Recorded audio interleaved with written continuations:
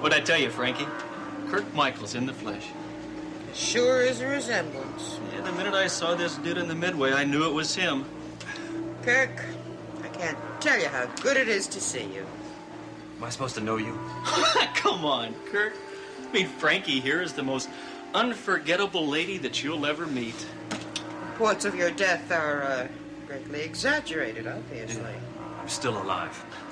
Well, what you have to decide now is, would you like to stay that way?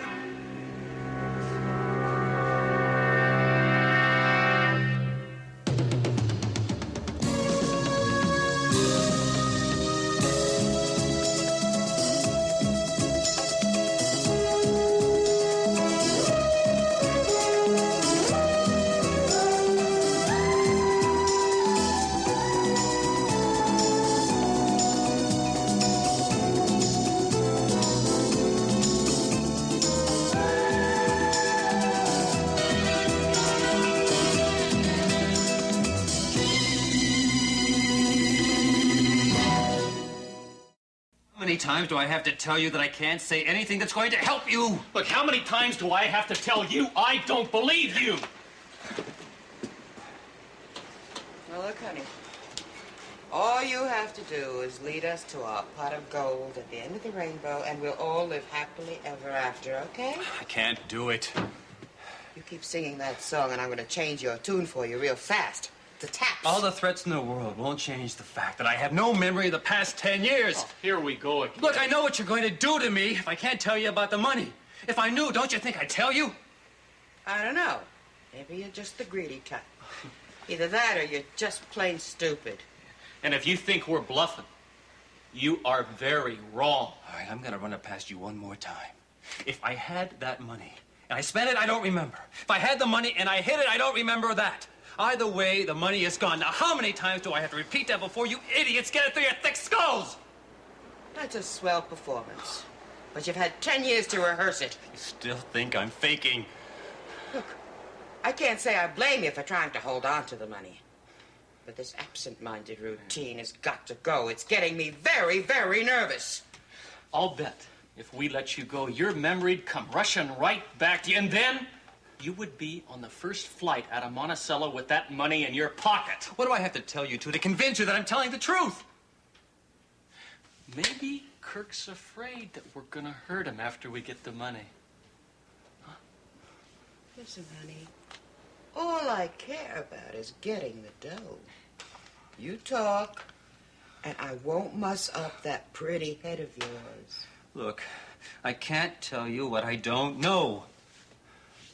You know, I don't buy this absent-minded professor bit. You talk now, and quick, or I'm going to give you a memory refresher course. And let me tell you, I guarantee that the final exam is a killer. Larry, let me see his wallet. I already checked it out, Frankie. There's only a couple of bucks in it.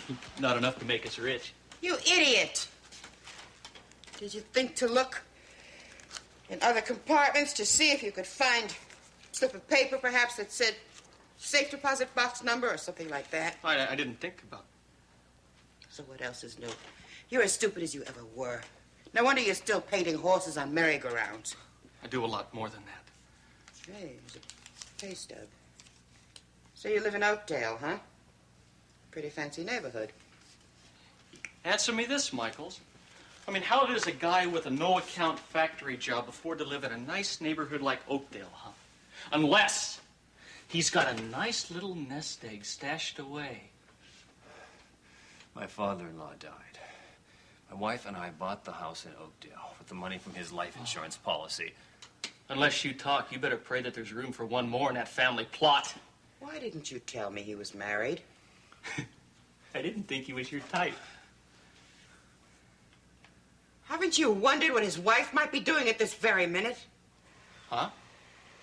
You know, married guys never leave the house for 1 minute without their wives knowing exactly where they've gone. I never thought about that. You know, he could have told her that if he wasn't back in an hour, to call the cops. You know, for all you know, for all I know, the boys in blue are right out there waiting for us this minute. And you know that shade of blue is not my favorite color. Rotten place. There's nobody out there. I'm sorry, Frankie, I didn't think. You didn't think. You didn't think. You never think. Maybe that'll start your brain working again. But take it easy, Frankie. So I made a little mistake. Now, I made the mistake of bringing you in on this job. Well, at least I'm here now. Things will be handled right, the way they ought to be.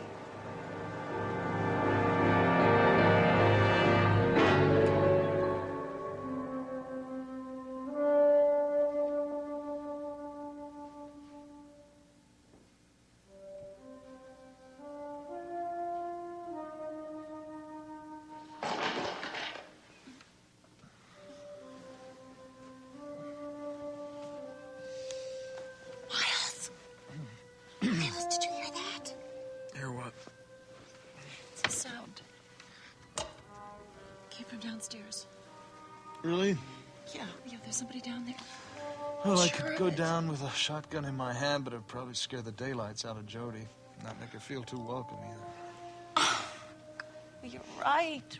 It must be her. I forgot we had a guest. You told her you'd show her around in the morning. Maybe she just couldn't wait. I don't think so. Well, maybe she got hungry. I don't think she ate much yesterday. Oh, she said she wasn't hungry. Well, maybe her stomach changed its mind. I better get downstairs and fix her Sweetheart, some eggs and show her where look, the cereal she's a is. very self-sufficient type young girl. She can make do for herself. Well, I guess you're right. I suppose I shouldn't pamper her. She'd resent it. Right, let's go back to sleep. Hey. Are you sure that you don't mind her being here? I don't mind her being here. She'll take much better care of herself under our watchful eye than she would have. She'd stayed at that dance studio. It's true. I want her to be well. I care about her. Sure you do. It's your kid's sister. Well, I don't know if I've developed that kind of attachment yet, but I like her. Do you? Yeah, sure. She's spunky. She's intelligent. She reminds me of you. I'm glad you have good feelings about her. I love when she came into my office and plunked that check down my desk, said she wasn't going to take it. She could have used that money, too. She's down there, all right. Maybe she took us too literally when we said make yourself at home. Maybe she's rearranging the furniture. No, she might not be feeling well. She might be sick. She can knock on the door. She knows there's a doctor in the house. Yeah. Well, sometimes self-reliant people can be downright stubborn. I'm gonna go downstairs. Make sure she's all right.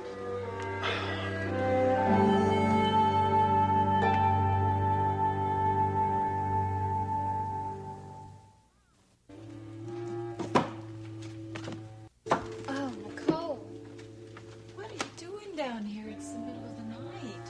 I'm sorry. I knew I was going to wake somebody up. Are you all right? Well, I'm a little overtired, but other than that, I'm fine. Okay. Couldn't sleep, huh? Well, after I got done staring at the ceiling, I decided I'd come down here and try to read. But then I couldn't find the light switch, and I knocked into some furniture. There's no harm done. I also wanted to spend some time in this room, alone. Oh, well, all right, fine. It's a good idea, too, because during the day, the traffic in here picks up a lot. Especially when Adam decides he wants to play cowboys and Indians. I can't wait to meet my nephew. You know, when you let me look in on him before, he was so cute. He was looking like a little angel. Well, there's a lot of devil in him, too. You know, he's gonna love you. I'm gonna love him, too. You know, this room is beautiful. The whole house is. I've never seen a house like this, let alone stay in one. I guess I just want to sit here for a while and let it all sink in. I'm glad you like it. Like it? God, it's like a palace to me. Especially compared to that pigsty I shared with my mother. I'm sure your mother did the best she could to provide for you. Yeah. Well, I guess the places I stayed after that weren't much better. But being in this house, it's like a dream. It's very real. You aren't going to wake up and find yourself in any of those places that you dislike. And I want you to know something. You're welcome to stay here as long as you like. You know, I can't describe it, but being in this house, I get this feeling. It's like warm and happy. You know what I mean? Well, Miles and I kind of like to feel that this house is filled with love, so maybe that's what you're picking up on. Yeah, well, it's not the love that applies to me. I'm just a stranger here. Jody, Miles and I already care about you a great deal. Nobody's ever cared about me before. Not really. You know, it's a good feeling. Give yourself a chance. It's very easy to get used to. You know, there is another book I'd like to spend some time with. What it would say? Well, it's this one. Oh, our family album. I've never seen one of these before. I guess only real families have them, huh? You don't have one? No, I only have a couple of snapshots of my mother and myself. Somehow it's just not the same. Well, I'll tell you what. You can consider this your family album. I mean, if you'd like to. But how? It's very easy. You just give me a picture of yourself and I'll put it in. Do you really mean that? You're part of this family. You belong in this album. And I want you in it. Oh, Nicole. Can I look at this for a little while? Now? Well, it's kind of late. I mean, if you could hold off until morning, we could look at it together. Oh, I'd like that. Except I'm not that tired right now. So why don't you go up to bed and then I'll just sleep through it by myself, okay? Well, suit yourself. But you get some rest. I will. Good night, Jody. Good night, Nicole. Nicole? Huh? Thank you.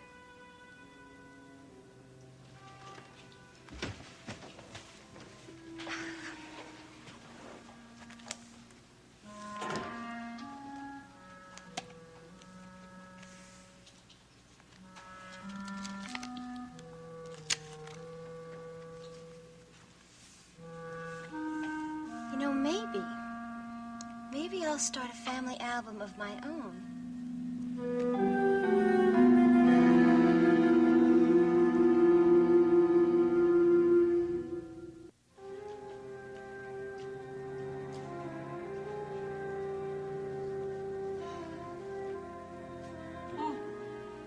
What is this now? The meeting of the Insomniac Societies in this past your bedtime? Oh, well, I was trying to sleep, but just couldn't turn my brain off. It's really been very edgy since Emily's phone call. Is that bothering you? But Emily was she sounded so worried.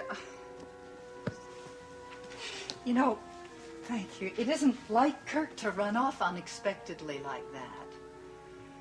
No, it isn't. He usually sticks pretty close to home. The idea of him out there alone in that car just doesn't please me one little bit. Molly, how well do you know Kirk? Well enough, I suppose. I know certain things about Kirk that I'm sure Emily would prefer that I didn't know. Like what?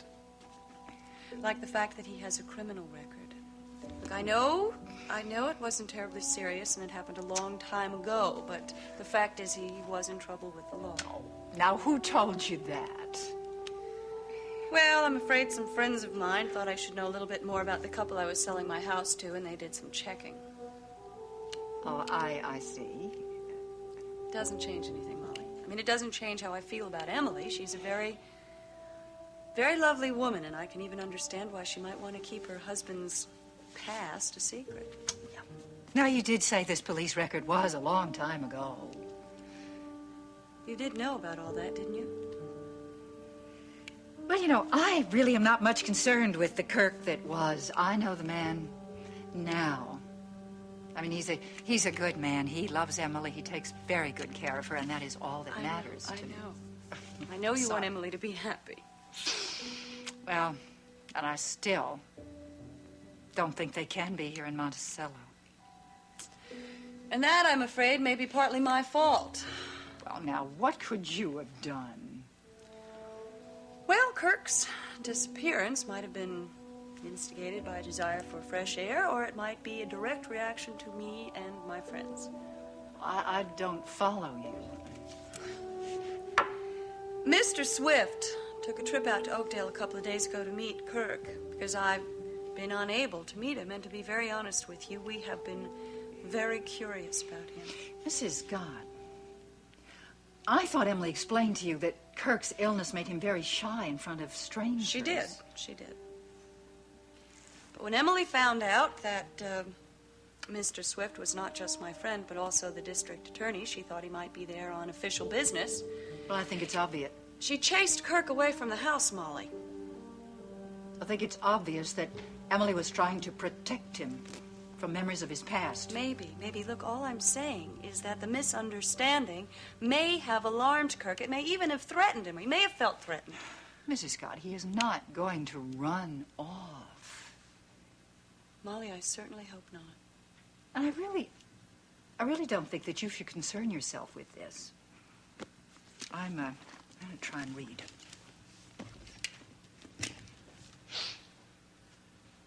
Why don't you try and get some sleep? Yeah, it's been a very long day. I think I will try to do that. I'll, see you in the morning.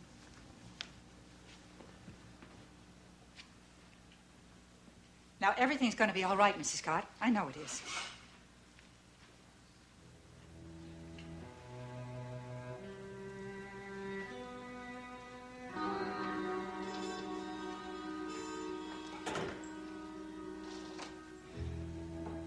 How can I help but worry?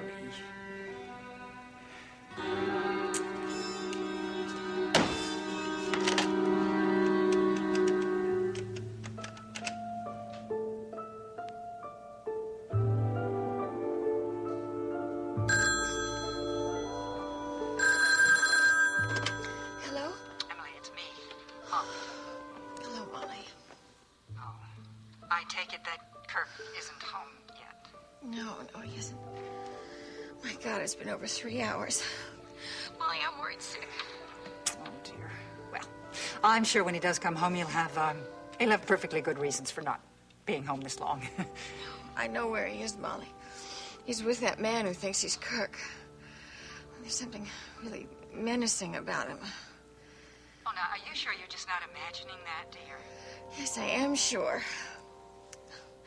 Molly, I feel so helpless just sitting here waiting for the phone to ring. Not much else you can do but wait. I could call the police. Maybe they could put out one of those all-points bulletins and find him. Emily, now you can't do that. If you contact the police, Kirk will be recognized for what he really is immediately. Well, maybe not. Draper Scott was a very well-known criminal lawyer in Monticello. He may have worked with him hand in hand. They'll recognize him on the spot. I suppose you're right. And once he knows who he really is, you will lose him forever. I know, Molly, but what if something's happened to him? I couldn't stand it if he was hurt. But then don't do anything rash. Anything to hurt yourself. Okay, I'll call you when he comes in. Bye now.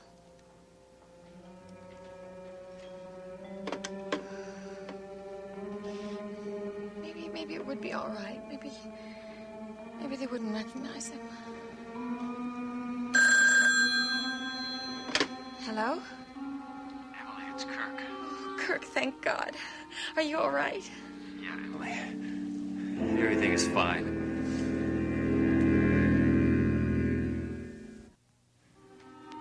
You went to see that man, didn't you? Yeah, I did. Well, where are you? Emily, I can't tell you that. No, Kirk, tell me where you are so I can come and meet you. I want to be with you. Please let me be with you. No, Emily. It's just not possible. I'm frightened. I want you to do something. Tomorrow morning, first thing, I want you to go call Jock at the factory. I want you to tell him that my leg is acting up again and that I won't be in for a couple of days. Well, of course I'll do that, but why won't you tell me what's happening? Because I can't tell you any more than I've already told you, Emily. You just have to trust me. Kirk, I'm afraid I'm never going to see you again. No, Emily, everything is okay. You have to believe that. I believe it. You have to believe it. Right? I love you. Yeah, I love you. Bye. Are you satisfied? You did real good, Kirk. Now let's see what we can do about improving that memory of yours.